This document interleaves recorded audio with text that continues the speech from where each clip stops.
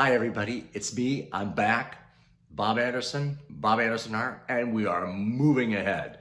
I have moved from the other side of the bridge over to this side and put the same orange and red flowers in here throughout this area that is along the bank of the creek.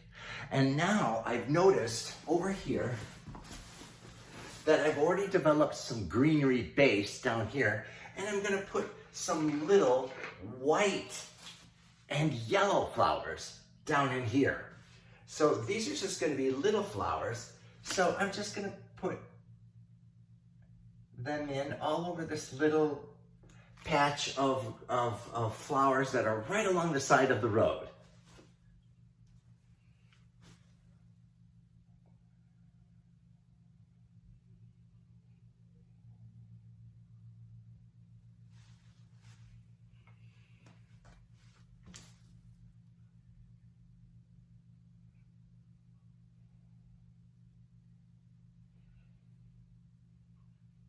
Just kind of sprinkling them through to add a little punch to this very lower left corner of the mural.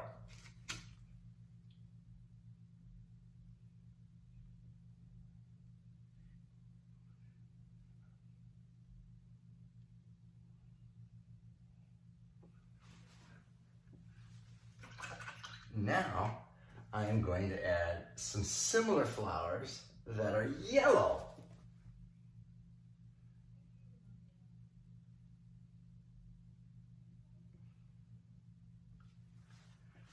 And I'm just popping them in right over here.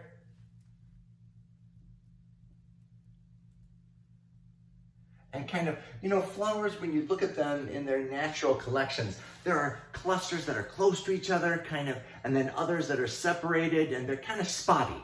So one here, then a couple here, right next to each other. So you can study flowers in nature and study their positioning to get a better idea of what they look like.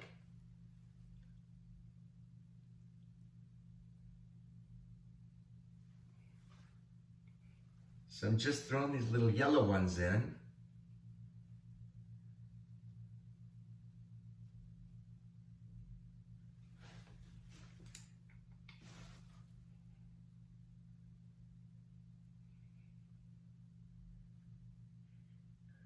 Just sprinkling them in here to give this little punch over in this corner.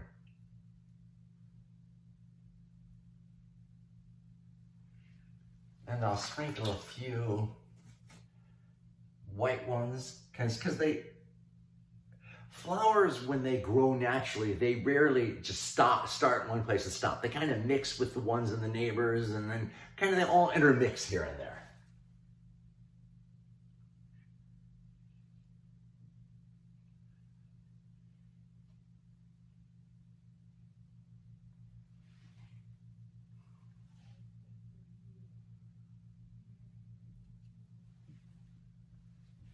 Okay, and so now I'm going to start to give some definition to the red flowers. I'm going to start creating, I mixed some red with a little bit of a black to create like a darker issue here. Because some of the petals might be in shade, and they might be a little darker than the bright red ones that are getting the sun.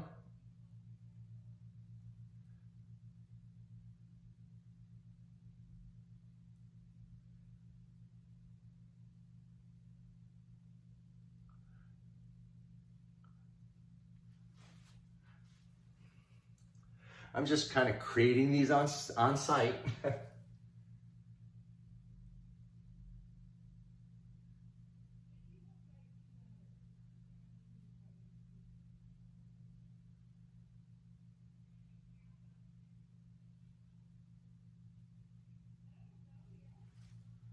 So we want to keep adding this darker red on the undersides of them where they're going to get the least light, where there'll be a deeper red.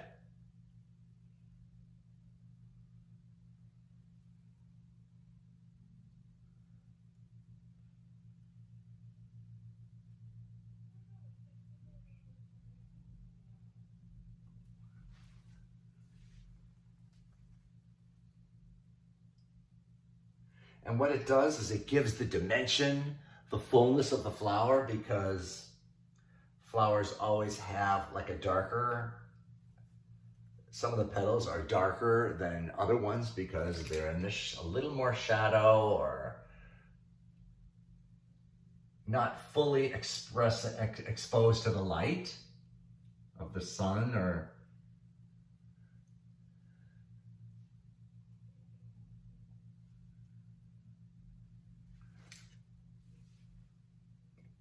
so I'm just continuing on.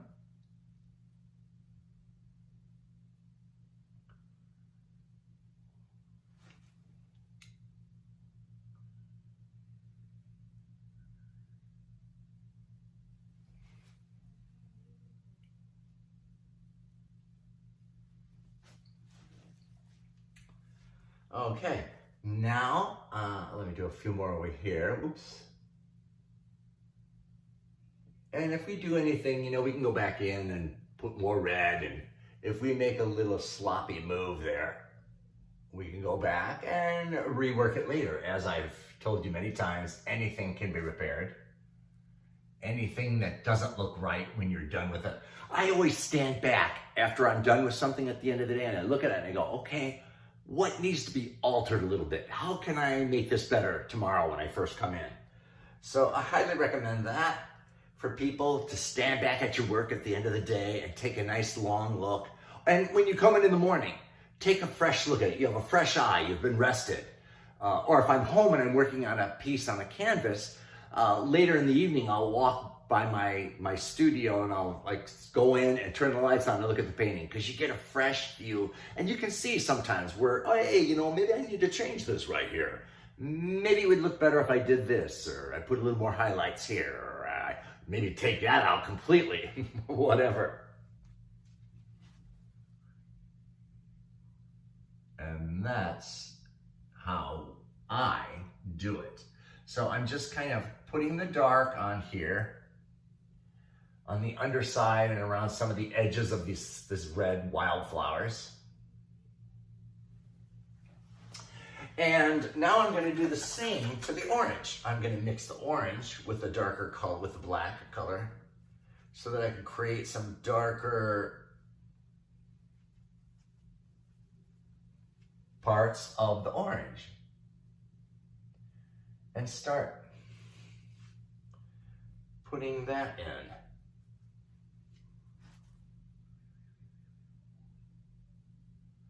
To indicate petals or shadows within the petals, or the flower itself.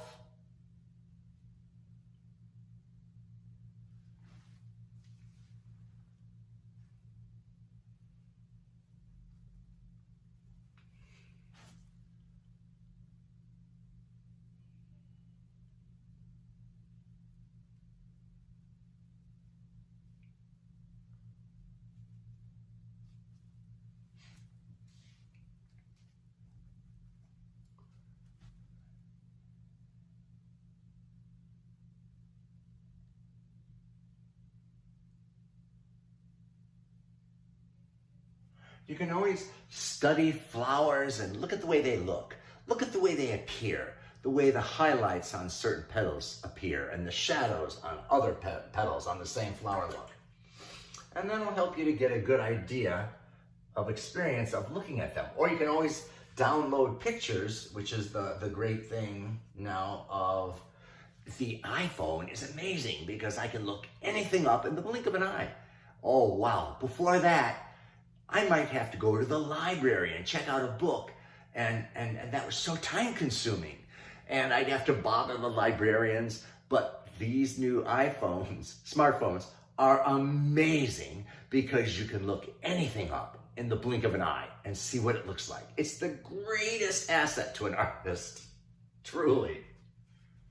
It's made my life so much easier when I am looking for visual information as to how to paint something, like a certain cat or a dog or a tree or a tractor or whatever. It's amazing. Because I tell you, I would go into the library and sometimes it would take me a while to find the image that I was looking for. And sometimes you couldn't even find it. But now, the internet, it's amazing. The most amazing help to artists. And I guess everybody in every field. But I, as an artist, am just saying that it has changed my life. I don't ever have to worry about going and finding a book or bothering a librarian when I can't find it.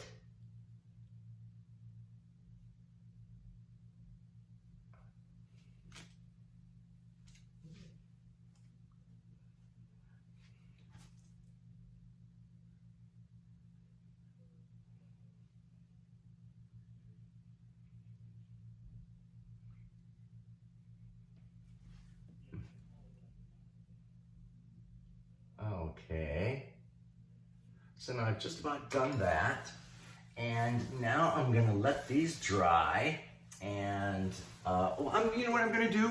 I'm gonna start putting a little shadows on the white blossoms as well before I leave you. So I'm just gonna mix a darker color in with, oops, is that right? Kind of a gray for some of the little petals of these little flowers that are in shadow.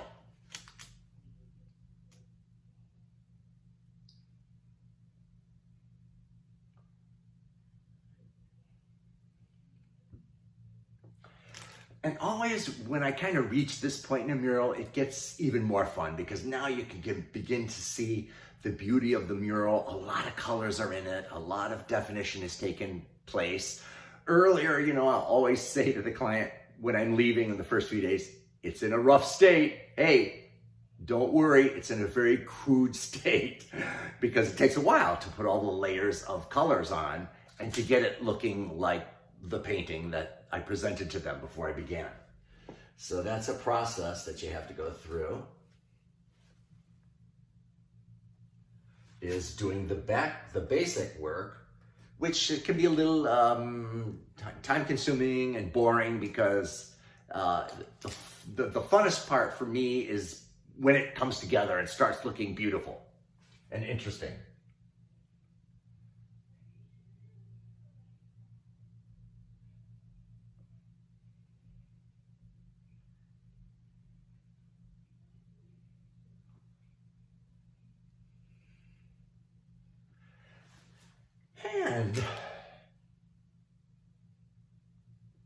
And now I'm going to do the same to the little yellow flowers that are down here in the corner, the little yellow wildflowers.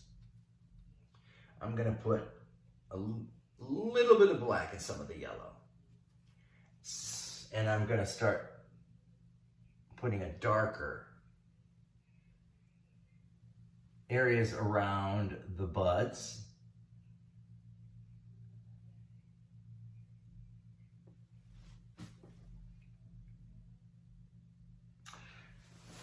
And you know what? I'm going to put little black dots in the center of the yellow ones. That's what I'm going to do here.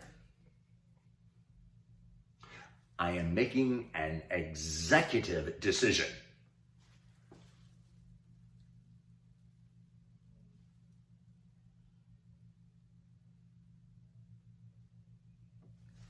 There are so many flowers in the world, you just can't imagine.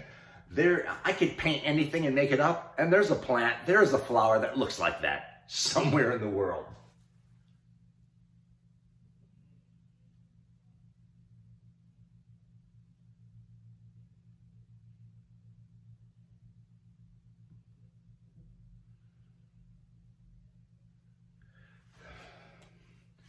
So I decided to put like a little black dot in the center of these.